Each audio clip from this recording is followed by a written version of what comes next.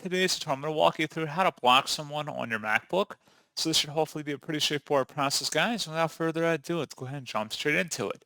So all you have to do is open up the Messages app on your device, assuming you have it synced up to your Apple ID. You want to select the conversation of the individual you want to block. Select the conversation option, or you might have to go up and select a tab for that, and then select Block Person. You can also block individuals calling on the FaceTime app by control-clicking their name in the call history and then selecting Block this caller. In the Mail app, you can just go ahead and select the message and then click the arrow immediately to the next of the sender's name in the header, and then you would select Block Sender. So pretty straightforward process, guys, and as always, thank you for watching. I do hope that was able to help you out, and I do look forward to catching you all in the next tutorial. Goodbye.